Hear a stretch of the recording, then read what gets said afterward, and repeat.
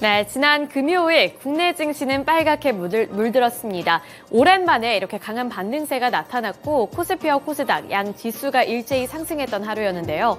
특히나 코스닥 시장 같은 경우에는 1% 넘는 상승폭을 키웠고 외국인 투자자들의 자금이 국내 증시로 유입되면서 이렇게 국내 증시 빨간불로 물들었습니다. 이번에도 거래대금 기준으로 어떠한 종목들이 주목을 받았는지 코스피 거래대금 탑5 종목군들부터 확인해 보겠습니다. 먼저 코스피 시장에서 거래대금이 많이 몰렸던 종목군들입니다. 삼성전자 그리고 SK하이닉스 같은 경우에는 조정을 받으면서 하락 마감했는데요. 삼성전자는 0.94% 하락한 73,400원을 기록했고요. SK하이닉스는 1.02% 내린 13만 6천 원의 종가를 기록했습니다. 아래로 보시면 에코프로 머티리얼즈, 포스코홀딩스, 그리고 삼성 SDI 이렇게 세 가지 종목군들은 일제히 빨간불을 켜내면서 상승 마감에 성공했는데요. 이렇게 코스피에서 거래대금이 많이 몰렸었던 5가지 종목군들을 보시더라도 그 하루의 흐름을 뚜렷하게 살펴볼 수가 있습니다. 그동안 주목을 받았었던 반도체 종목군들은 조정을 받은 가운데 오랜만에 이렇게 2차전지 종목들 쪽으로 강한 매수세가 들어오면서 일제히 급등 마감에 성공했는데요. 에코프로 머티리얼즈가 1.65% 상승한 15만 9,700원을 기록했고요. 포스코홀딩스가 3.13% 상승, 삼성 SDI가 3.74% 상승하며 거래를 마쳤습니다. 이어서 코스닥으로 가보겠습니다. 코스닥 시장에서도 거래대금이 많이 몰렸던 5가지 종목군들 살펴볼 텐데요. HLB가 19.2% 강세를 기록하면서 가장 상단에 위치해 있습니다. 아래로 신성 델타테크가 22.1% 올랐고요. 에코프로 BM이 7.49%, 엔캠이 19.28%, 에코프로가 9.28%의 상승률을 기록했습니다. 마찬가지로 코스닥 시장에서도 2차전지 종목들이 소외가 됐다가 금요일 시장에서는 주목을 많이 받는 흐름이 나타났고요. 따라서 전반적으로 이렇게 강한 흐름을 기록했습니다. 그 외에는 HLB라든지 신성 델타테크 같은 이 테마 종목들이 급등을 하는 모습이 연출됐습니다. 네, 이렇게 코스피와 코스닥에서 거래대금이 많이 몰렸던 5가지 종목군들 하나하나 확인을 해봤는데요. 이어서 특징주로 넘어가 보겠습니다. 첫 번째 특징주로는 HLB를 살펴보겠습니다. 코스닥 시장에서 HLB 19.2% 상승하면서 65,200원을 기록했는데요. HLB 같은 경우에는 지난 26일 이렇게 20% 가까이 상승하면서 6만 원 선을 뚫어내며 종가를 형성했습니다. 간암 치료제인 리보세라닙이 미국의 FDA 문턱을 넘을 것이라는 기대감이 커지면서 이 주가도 더 탄력적으로 움직이고 있는 건데요. 비단 금요일뿐만 아니라 이렇게 연일로 FDA 승인 기대감이 높아지면서 급등하고 있는 제약바의 종목 중에 하나입니다. HLB는 간암치료제 후보물질인 리보세라닙과 중국 항서제약의 캄렐리주맙을 병용요법으로 글로벌 3상을 마친 이후에 지난해 5월 FDA의 간암 1차 치료제로 리보세라닙에 대한 이 신약 허가 신청서를 제출을 했는데요. 미국 처방의약품 신청자 수수료법에 따른 허가 여부 결정 시한은 오는 5월 16일입니다. 이렇게 허가 여부 결정 시한이 다가오는 가운데 허가 가능성을 높이는 소식이 들려오면서 연일로 급등하는 흐름을 가져가고 있는 HLB고요. 최근 중국 항서제약의 캄렐리주맙 관련 FDA 실사에서 큰 문제가 없는 것으로 알려지면서 승인에 대해서 한 걸음 더 나아갔다라는 평가를 받고 있습니다. 이 리보세라닙 병용요법과 관련한 전문가들의 평가도 승인 기대감을 높이고 있는 상황인데요. 대표적으로 미국 케이스 웨스턴 리저브 대학 아밋 마히팔 교수는 최근 항암 전문 매체와의 인터뷰에서 이 리보세라닙 병용요법이 간암 1차 치료의 획기적인 치료법을 제시했다면서 허가 후 표준 치료제가 될 것이라고 말했습니다. 이렇게 전문가들의 호평까지 이어지면서 투자 심리가 적극적으로 개선이 되고 있다는 점 눈여겨보실 필요가 있겠고요. DB금융투자연구원도 승인 후에 신속한 판매를 위해 50개 주 중에 36개 중에 이 주에 판매 면허를 취득했고 올 상반기에 미국 신약 승인과 별도로 유럽의 신약 승인 신청을 계획하고 있다라고 설명하면서 마찬가지로 국내 전문가들도 이 기대감을 높이는 데 한몫을 했습니다. HLB 따라서 65,200원까지 올라서는 모습이었습니다. 네, 이렇게 개별 이슈가 있었던 개별 종목부터 훑어드렸는데요. 이어서는 테마로 엮어서 특징 종목 확인해 보도록 하겠습니다. 2차 전지 종목들 확인해 볼 텐데요. 전 에코프로 머티리얼즈, 포스코홀딩스, 에코프로 BM, 엔캠, 에코프로 같은 2차 전지 소재 종목군들 일제히 강하게 반등해줬고요. 또 삼성 SDI 같은 셋업체 쪽에서도 3% 넘는 강세 흐름이 포착이 됐습니다. 이렇게 2차 전지 종목들이 강하게 반등한 데에는 반발 매수세, 저가 매수세가 큰 폭으로 들어왔다는 점도 있었고요. 그리고 LG 에너지솔루션의 실적 발표도 영향을 줬습니다. LG 에너지솔루션이 출범 3년 만에 처음으로 매출액 30조 원, 그리고 영업이익 2조 원을 기록하면서 호실적에 대한 신호탄을 띄웠는데요. LG 에너지솔루션은 연결재무제표 기준 지난 4분기 매출의 경우 8조 14억 원을 기록했다고 밝혔습니다. 이 전년 동기 대비 6.3% 감소한 수준이었지만 영업이익이 견조하게 나타나면서 투자 심리가 개선이 됐는데요. 영업이익 같은 경우 4분기 영업이익은 3,382억 원으로 전년 동기와 비교했을 때는 42.5% 증가했다고 공시했습니다. 또 지난해 영업이익 같은 경우 2조 1,632억 원으로 전년 대비 78.2% 증가하는 수준을 나타내면서 영업이익 또한 견조한 성장 흐름을 가져가는 흐름이 나타났고요. 지난해는 LG 에너지솔루션이 미래의 가장 가파른 성장세가 예상이 되고 있는 북미 지역의 사업을 본격적으로 시작을 했던 한 해이기 때문에 이러한 성과가 어느 정도 긍정적인 흐름을 나타내고 있다라고 평가를 해볼 수가 있겠습니다. 이러한 점에서 의미가 깊었고요. 북미 지역 성장세는 타 지역 대비 상대적으로 높기 때문에 올해 전기차 보급률은 10% 중반대에 달할 것으로 예상이 된다라는 발언까지 더해지면서 LG 에너지솔루션 그리고 이 2차 전지주를 향한 기대감이 어느 정도 다시 살아나는 모습이 연출이 됐습니다. 하지만 2차 전지 종목들을 투자할 때 한 가지 관전 포인트가 있겠는데요. 바로 현재 진행이 되고 있는 미국 대선입니다. 도널드 트럼프 전 미국 대통령과 조 바이든 미국 대통령의 재대결 가능성이 커진 점이 리스크가 될 수도 있기 때문에 이러한 부분들은 지속적인 관심이 필요해 보입니다. 그리고 넘어가기에 앞서서 이제 28일에 업데이트된 내용을 조금 더 살펴보도록 할 텐데요. 에코프로 관련된 소식을 살펴보겠습니다. 에코프로가 금요일 시장 9.28% 상승한 53만 6천 원을 기록했는데 주말 동안에 또 업데이트된 소식이 있었습니다. 에코프로가 양극재 수출을 시작한 지 10년 만에 연간 수출 10만 톤을 기록했다라는 소식을 전한 건데요. 에코프로는 지난해 하이니켈 양극재 수출량이 약 10만 7천 톤으로 전년과 비교했을 때 24.4% 늘어났다고 밝혔습니다. 지난해 에코프로가 수출한 양극재 10만 톤은 전기차 최대 120만 대를 생산할 수 있는 양이기 때문에요. 이러한 부분들도 눈여겨보시면서 오늘 장에는 이러한 이슈가 어떠한 영향을 끼치게 될지도 눈여겨보셔야겠습니다. 네, 이어서 시간의 거래로 넘어가 보겠습니다. 먼저 시간의 거래에서 상승했던 종목군들부터 확인해 볼 텐데요. 시간의 상승 탑5 종목들 보시면 태경 BK가 꽉 채운 상한가 기록해내면서 10% 오른 6,710원을 기록했고요. 아이텍이 마찬가지로 꽉 채운 상한가 기록하면서 8,030원의 종가를 기록했습니다. 크리스탈 신소재가 9.98%로 마찬가지로 상한가 기록했고요. 1,477원은 기록한 가운데 STX도 9.96% 오른 1,380원, 태영건설 우선주 같은 경우에는 9.94% 상승한 3,925원을 기록했습니다.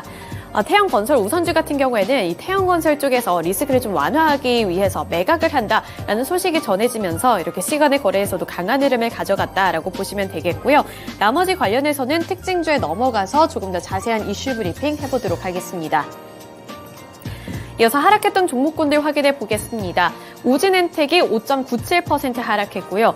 또 플리토가 4.4% 하락, 상신전자가 3.77% 하락, HB솔루션이 3.56%, 센코가 3.31% 하락하면서 시간의 거래에서 약세를 기록했습니다.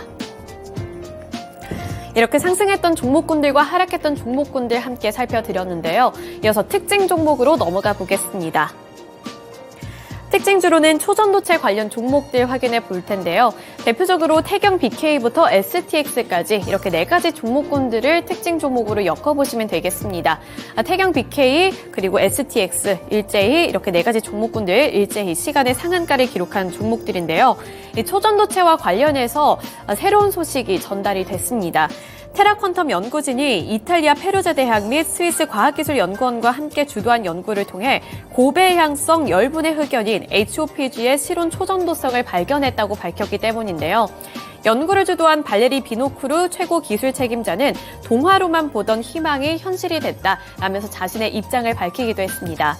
여기서 태경 BK 같은 경우에는 국내에서 인조흑연 2차 전지 음극재의 필수 핵심 소재인 석유코크스를 공급 중이기 때문에 관련 종목으로 함께 부각을 받고 있고요. 크리스탈 신소재 같은 경우에는 관련 용액을 개발했던 종목으로서 관련 종목으로 함께 엮이고 있습니다. 나머지 아이텍 그리고 STX도 관련 종목으로 함께 눈여겨보시면 도움되겠습니다. 네, 이렇게 시간의 거래에서 상승했던 종목분들 그리고 특징 종목들 함께 알아봤는데요. 이어서 미국 증시에서는 어떠한 특징 종목이 있었을지 미국 증시 특징주도 함께 알아보시죠.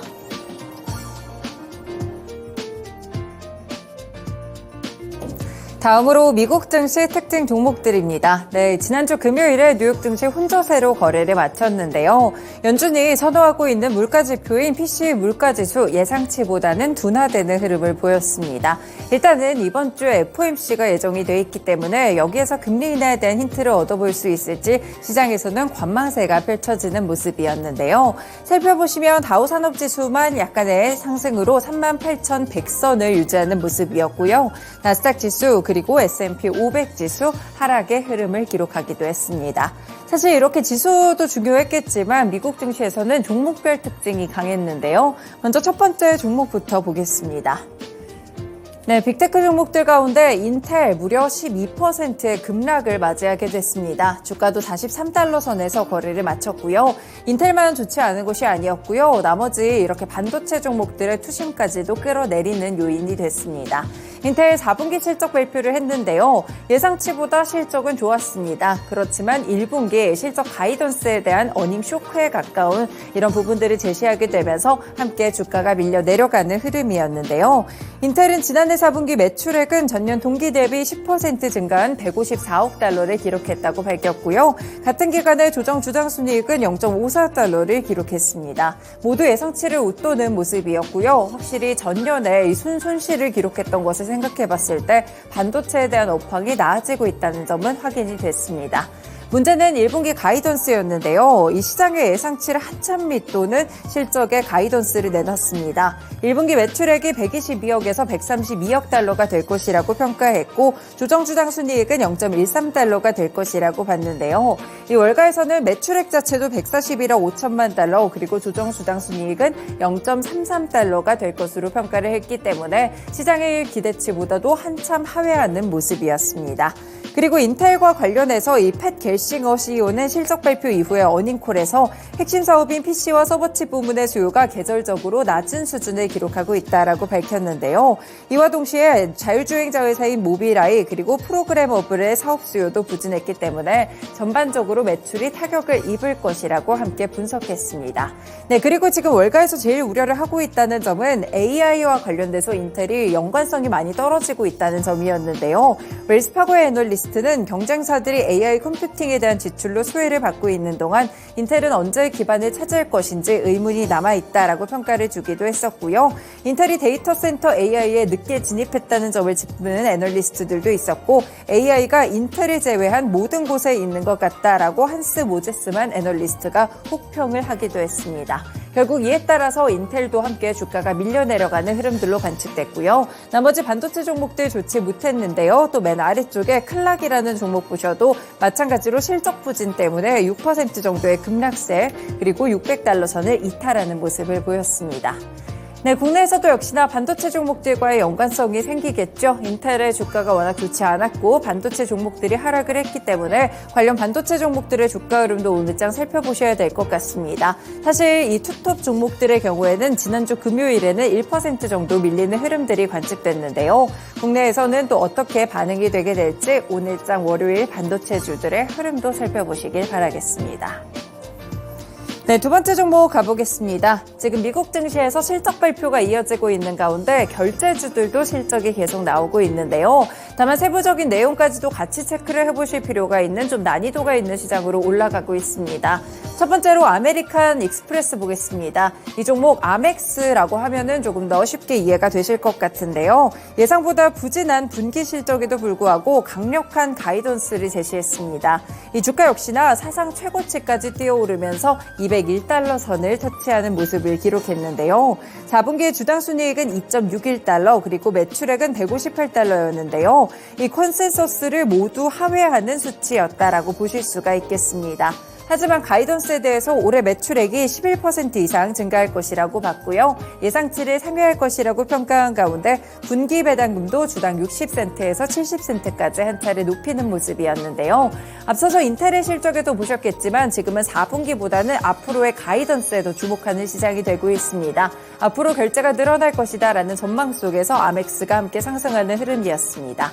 네, 반면에 비자 이 종목 보시면 1.7% 하락세로 거래를 마쳤는데요. 탄탄한 소비 지출을 바탕으로 오히려 예상치를 상회하는 분기 실적을 냈습니다. 지난해 4분기 조정주당 순이익도 2.41달러를 기록했고요. 매출액은 86억 3천만 달러로 모두 시장의 예상치를 상회하는 모습이었습니다. 다만 주가가 하락했던 이유는 올 1분기 미국의 결제 거래량이 둔화할 것으로 예상한다라는 멘트들이 나오게 되자 결국에 함께 주가가 밀려 내려가는 흐름을 보이기도 했습니다. 네, 그 외에도 아직까지는 실적 발표 없는 마스터카드는 강보합권 정도 0.4%의 상승을 기록했습니다. 국내 결제 종목들도 흐름 함께 체크해 보실까요? 네, 국내 결제 종목들입니다. 최근에 혼조세를 기록하고 있는데요. 다나리나 카카오페이, KG 모빌리언스, NHN, KCP까지 많은 결제주들이 있습니다. 사실 최근에 결제주들 흐름은 STO 흐름과 좀 연관이 생기면서 이쪽으로 묶이는 종목들 위주로 상승세가 펼쳐지고 있는데요. 이렇게 미국에서 결제 관련 종목들의 실적이 나오는 만큼 국내 종목들까지도 실적으로 연결해서 체크해 보시면 되겠습니다. 네, 마지막 종목 살펴보겠습니다. 미국 증시에서 살짝 벗어나서 오늘은 LVMH 유럽 증시로 가보겠습니다. LVMH 모에 텐네시 루이비통 가지고 있는 종목이죠. 이 종목의 경우에서 살펴보시면 무려 12%나 급등하면서 773달러 선에서 거래를 마쳤습니다.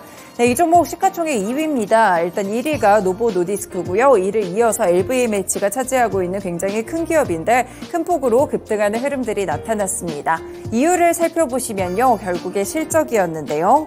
이 루이비통 모에 헤네시는 유럽 증시에서 그 지난주 금요일 급등했던 이유가 지난해 약 125조 원의 매출을 기록했는데요. 전년 대비 13% 증가하는 수치였다고 합니다. 특히 명품 브랜드의 패션과 가죽 부문이 같은 기간 14%나 큰 폭으로 성장할 만큼 명품의 매출이 결국에 LVMH의 주가를 끌어올렸다라고 보실 수가 있겠는데요.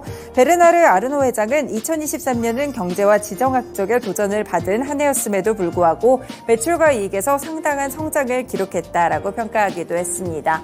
그래서 세계 1위의 부호 자리를 다시 한번 차지하는 모습들까지 나타나기도 했었는데요. 이 코로나19 때 폭발적으로 늘어났던 명품 매출이 지난 1, 2년간은 또 주춤하는 흐름이었는데 결국에는 다시 한번 또 성장세를 기록하게 되면서 LVMH의 주가까지도 반영이 됐습니다. 국내에서도 관련 종목들 체크해 보실까요? 네, 국내에서는 역시나 명품 관련 종목들로 백화점 쪽을 함께 체크해 보실 수가 있을 것 같은데요. 지금 현대백화점, 신세계 관련 종목들 함께 나타나고 있습니다. 네, 보시면 지난주 금요일에는 상승하는 흐름을 기록했었는데 LVMH가 워낙 좋은 주가 흐름, 주가 퍼포먼스를 보였기 때문에 과연 국내에 또 백화점 관련, 명품 관련 종목들의 흐름은 어떻게 될지도 추가적으로 살펴보실 묘미가 있을 것 같습니다. 네, 이렇게 미국 증시의 특징 종목들 국내 증시까지 함께 연결해 드렸습니다. 지금까지 증권통 투자 업데이트였습니다.